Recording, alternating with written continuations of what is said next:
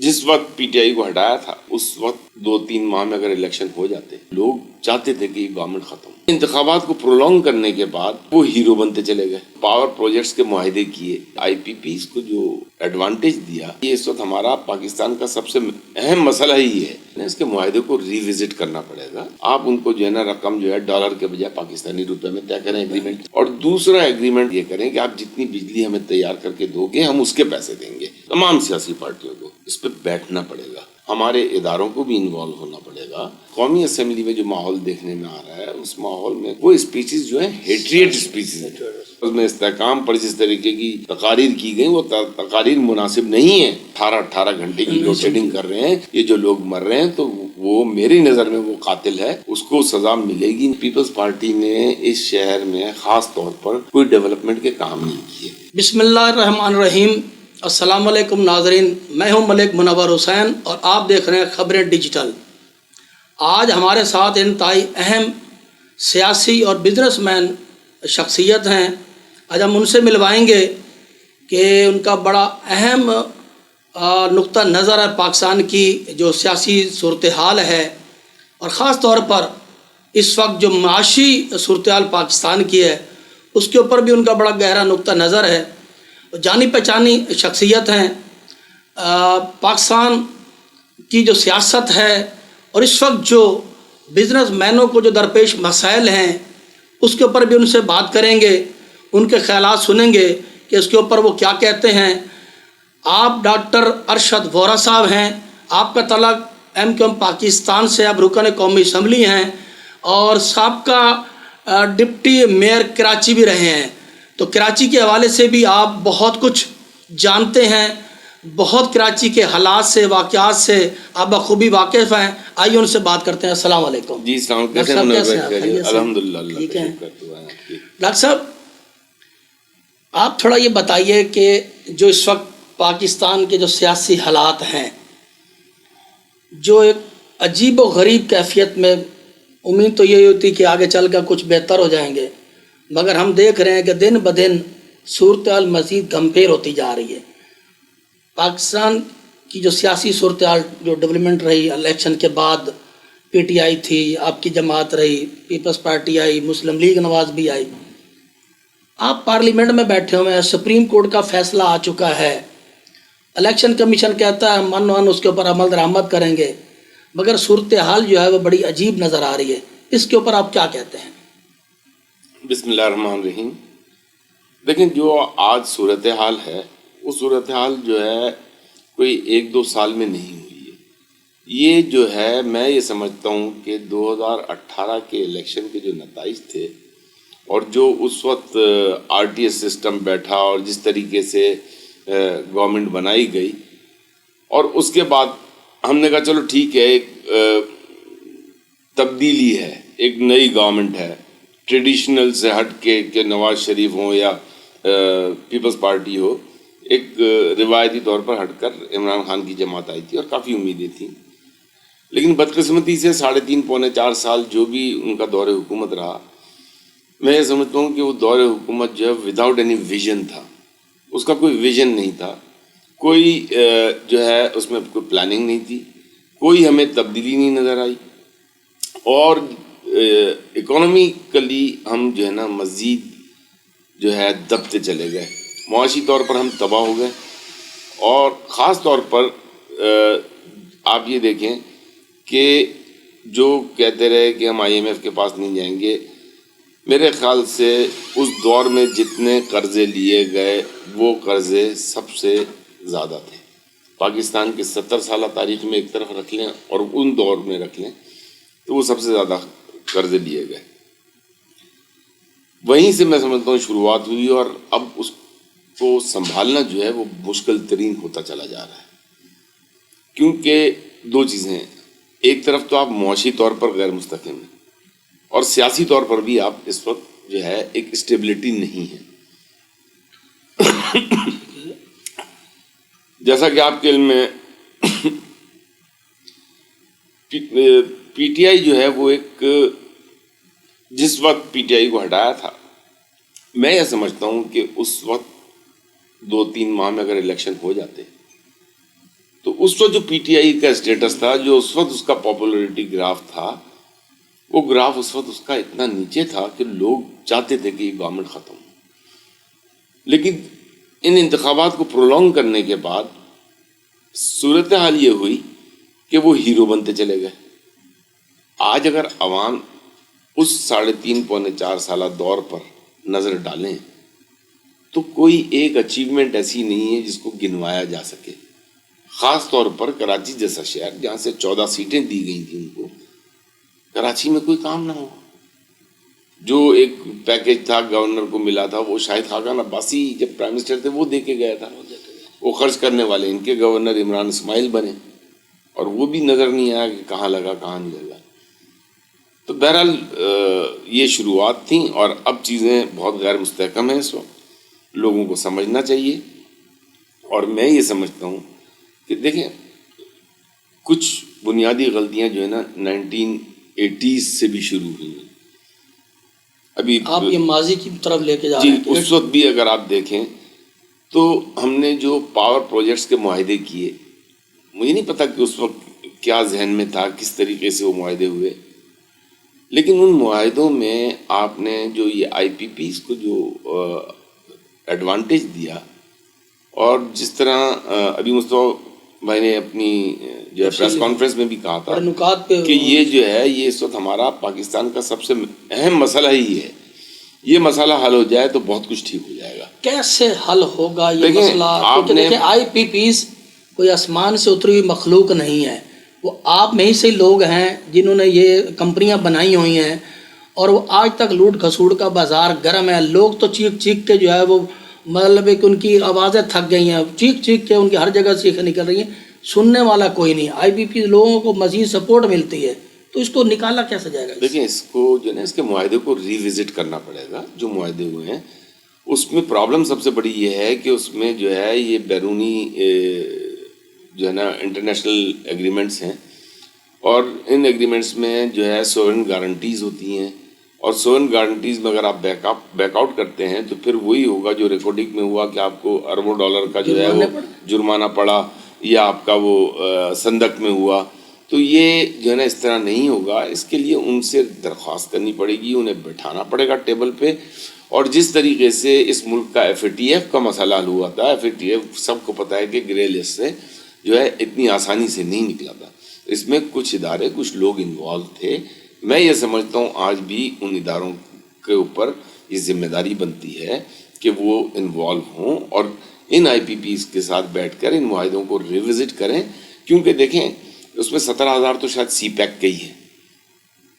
17,000 آپ کا جو میگا واٹ ہے وہ سی پیک کا ہے، اور باقی لوکل لوگ بھی ہیں. تو ان لوگوں سے بیٹھ کے آپ ایک تو نمبر 1 جو سب سے امپورٹنٹ چیز ہے، آپ ان کو جو ہے نا رقم جو ہے ڈالر کے بجائے پاکستانی روپے میں طے کریں ایگریمنٹ. اور دوسرا ایگریمنٹ آپ ان کے ساتھ یہ کریں کہ آپ جتنی بجلی ہمیں تیار کر کے دو گے ہم اس کے پیسے دیں گے. جو کیپیسٹی چارجز ہے وہ ہم آپ کو نہیں دیں گے. جو آپ نے پرووائڈ کی ہم اس کے پیسے آپ کو دیں گے. اب آپ جو ہے پرووائڈ کر رہے ہو 20,000 میگا واٹ اور آپ کی کیپیسٹی 45,000 ہے، گورنمنٹ کے پاس باقی 25,000 کو جو ہے اس کی ٹرانسمیشن لائن نہیں ہے. اعداد و شمار میں کافی گھپلے نظر آتے ہیں، جو اب تو پبلک ان کا اویئرنیس بہت ساری ہو چکی ہے. اب تو پبلک ان پوائنٹوں کو پوائنٹ آؤٹ کرتی رہتی ہے، اور آپ نے خود بھی فرمایا اور ہم نے بھی دیکھا کہ مصطفیٰ کمال صاحب نے بڑا بریک بینی سے اس نکات کے اوپر جو ہے وہ پوائنٹ آؤٹ کیے ہیں. تو کون کرے گا؟ آپ پارلیمنٹ میں بیٹھے ہوئے ہیں، آپ حکومت کے اتحادی ہیں، آپ کراچی شہر سے بھی تعلق رکھتے ہیں. بہت بری حالات ہیں کراچی کے لوگوں کو بھی، اوور آل پاکستان کے لوگوں کے بھی، چاہے وہ ساحل سمندر کے اندر کوئی مچھلی کا کام کرتا ہو یا کوئی چھوٹی موٹی روم میں لگا کے کام کرتا ہو. بہت ڈسٹرب ہے. دیکھیں اس میں ایک تو تمام پارٹیوں کو، تمام سیاسی پارٹیوں کو ایک پیج پر ہونا پڑے گا، اس پہ بیٹھنا پڑے گا. اور پھر ان تمام سیاسی پارٹیوں کے ساتھ ساتھ ہمارے اداروں کو بھی انوالو ہونا پڑے گا. اداروں کو بھی جو ہے، کیونکہ دیکھیں ادارے بہت اہم ہوتے ہیں، اور خاص طور پر جو آپ کا سی پیک کہہ لیں یا اور انٹرنیشنل معاہدے کہہ لیں، اس میں ہمارے اداروں کی انوالومنٹس ہوتی ہیں. تو میں یہ سمجھتا ہوں کہ تمام سیاسی پارٹیاں مل کے بیٹھ جائیں، اداروں کو ساتھ میں بٹھا لیں، اور پھر اس کا ایک حل کوئی ایسی چیز نہیں ہے دنیا میں یہ کہ یہ امپاسبل ہے. یہ پاسبل ہے, لیکن اس کے لیے سنسیئرٹی تمام سیاسی پارٹیوں کو چاہیے کہ وہ بیٹھ کر ایک فیصلہ کریں, اور کم از کم اس فیصلے کو پھر سب جو ہے نا آگے آنے والی حکومتیں بھی جو ہیں وہ اس پر عمل پیرا ہوں. جس پوائنٹ کی آپ بات کر رہے ہیں, جس طرف آپ نشاندہی کر رہے ہیں, یقیناً یہی کچھ دن قبل ایک ڈیلیگیشن بھی آیا تھا, بیرون ممالک کا ڈیلیگیشن تھا غیر ملکی وفود کا. میرا خیال ہے اس میٹنگ پہ بھی انہوں نے یہی نکات رکھے تھے کہ آپ اپنے جو سیاسی استحکام ہے اس کو آن بورڈ لیں, اور پھر جا کے جو سرمایہ کاری ہوگی, جو معاملات ہوں گے. مگر وہ تو نظر نہیں آ رہے. خان صاحب جو, اگر پاکستان اس وقت تحریک انصاف جو ہے وہ بہت بڑی جماعت ہے, اس کا بھی بڑا ایک رول پلے ہے پارلیمنٹ میں, ان کے لوگ بھی ہیں, وہ کچھ اور مطالبات کرتے ہیں. آپ جو سپریم کورٹ کا ہم نے فیصلہ آ چکا ہے, تو یہ تو صورتحال. دیکھیں سپریم کورٹ کا فیصلہ آیا, ٹھیک ہے, فیصلہ آیا, اس فیصلے پہ سپریم کورٹ الیکشن کمیشن عمل کروائے. اس میں اگر جو ہے ان جو بڑی پارٹیاں ہیں ان کو اگر اس میں اعتراض ہے تو وہ جا کے اپیل میں چلے جائیں, وہ بد نشاندہی کر دیں کہ ٹھیک جو بھی اس میں نقص ہے. لیکن یہ مطلب وہ چیز نہیں ہے کہ کوئی خدا نخواستہ حل نہیں ہو سکتی. جو بھی فیصلہ اس پہ عمل درآمد ہو جائے. اور اس سے زیادہ اہم ترین چیز یہ ہے کہ میں نے اسمبلی میں, پہلے میں پروونشل اسمبلی میں بھی میں 2 دفعہ رہ چکا ہوں, میں نے وہ ماحول نہیں دیکھا کبھی بھی. یہاں قومی اسمبلی میں جو ماحول دیکھنے میں آ رہا ہے, اس ماحول میں کافی ایسا لگتا ہے کہ کوئی بہت ہی کسی عجیب سے ملک سے ہیں ہم لوگ. وہاں جو ریپرزنٹیشن ہے, خاص طور پر پی ٹی آئی کی جو لینگویج استعمال کرنا, اور پھر وہاں جو اسپیچز ہیں وہ اسپیچز جو ہیں ہیٹریٹ اسپیچز ہیں. لیکن آپ سیاستدان کو برا بھلا کہہ لیں, ٹھیک ہے نا, آپ ملک کے ان اداروں کو برا نہ کہیں, آپ اسمبلی کے فلور پر ایسی کوئی بات نہ کریں جس سے کہ یہ جھلک رہا ہو کہ آپ جو ہے ملک توڑنے جا رہے ہیں. آپ کی تقریروں میں یہ چیزیں جھلک رہی ہوتی ہیں. آپ جو ہے ملک کے اداروں کے خلاف جب آپ بات کریں گے, خاص طور پر جب عزم استحکام کی بات ہوئی, تو عزم استحکام پر جس طریقے کی تقاریر کی گئی وہ تقاریر مناسب نہیں ہیں. میں یہ سمجھتا ہوں کہ کسی کو بھی وہ تقاریر جو ہے ریکارڈ کا حصہ ہیں, وہ تقاریر سنیں, ان تقاریر کو سننے کے بعد فیصلہ کریں کہ کیا یہ جو ہے یہ ملک کے ساتھ محبت کرنے والے لوگ ہیں, ملک کے وفادار ہیں یا نہیں ہیں. یہ آپ کو ان تقاریر میں نظر آ جائے گا. اتنی بڑی آپ نے دہشت گردی اور لاشوں سے اس شہر کو پاک کیا, مصطفیٰ کمال صاحب کی بڑی ایفرٹ ہے, جی بالکل, کوئی شک نہیں ہے. مگر عوام, کراچی کی عوام, خاص طور پر حیدرآباد کی عوام ایم کیو ایم پاکستان سے مطمئن نظر نہیں آتی. کیا وجہ؟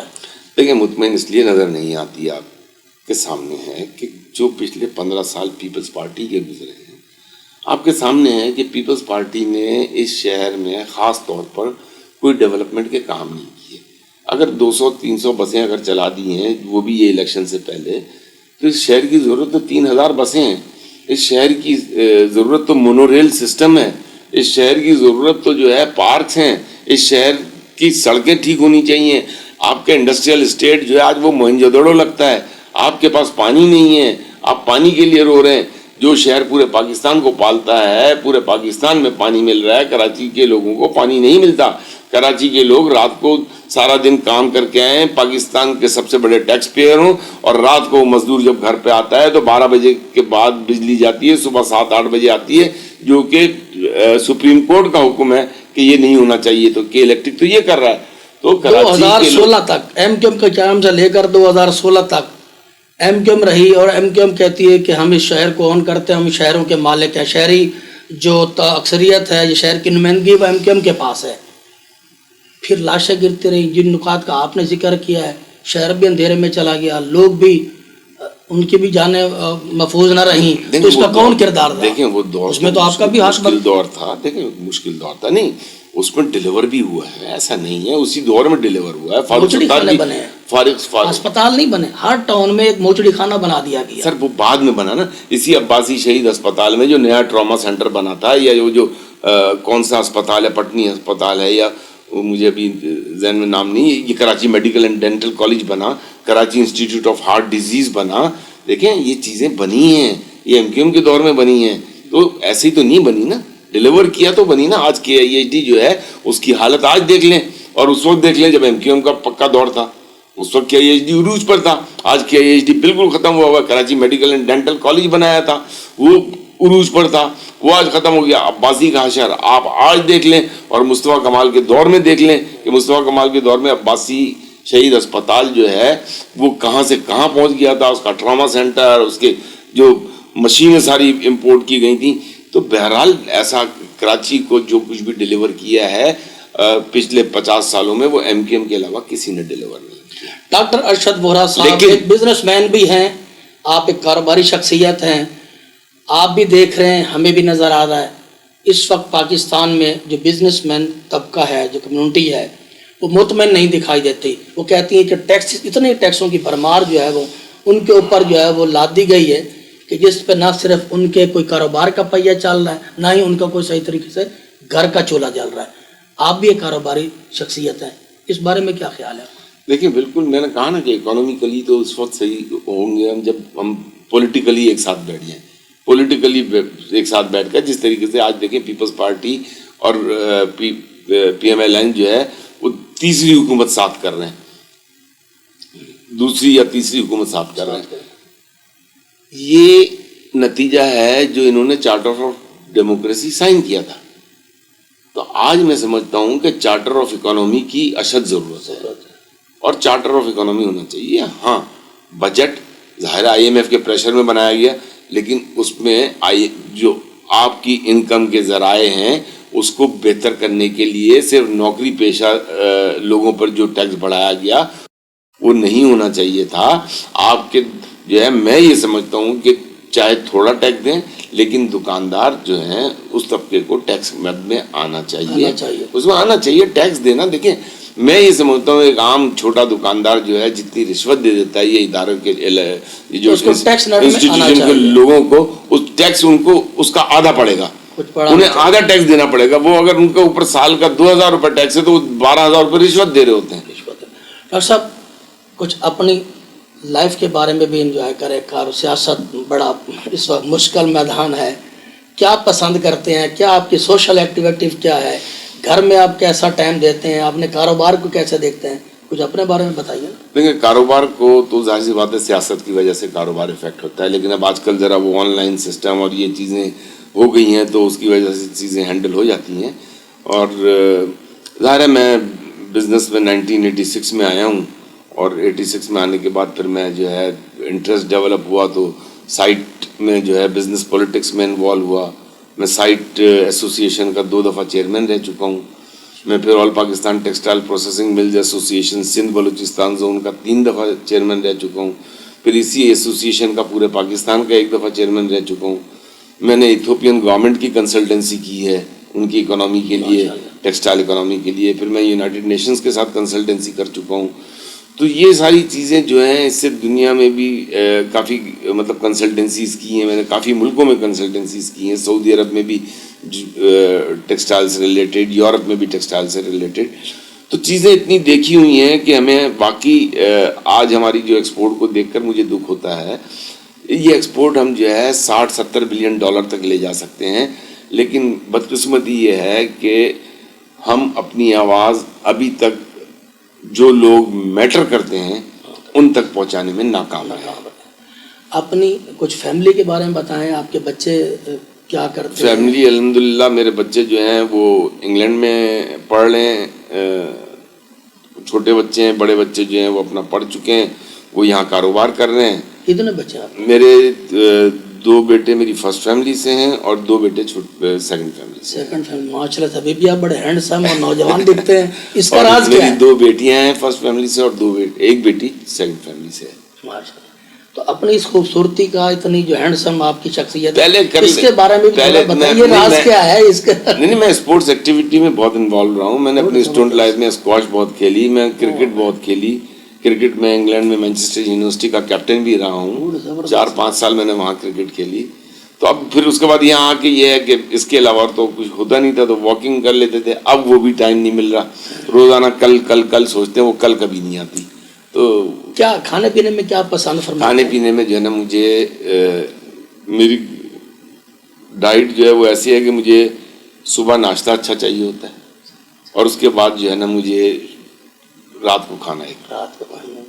اس کے یہ علاوہ آپ کی ان fitness کا راز ہے یہ. بٹوین میری مطلب یہ کہ کبھی اگر شوگر وگر لو ہو رہی ہو تو کچھ تھوڑا سا ایک آدھ سینڈوچ لے لیا, ادروائز ایک صبح کھاتا ہوں ایک رات کو کھاتا ہوں. ماشاءاللہ زبردست.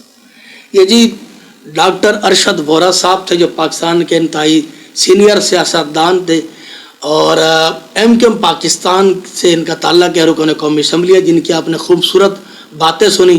ملک کی سیاسی صورتحال پر بھی اور اکنامک جو صورتحال ہے اس کے اوپر بھی انہوں نے اپنا کھل کر اظہار کیا ہے. مجھے اجازت دیجیے اگلے کسی نیکسٹ مہمان تک اللہ نگہبان.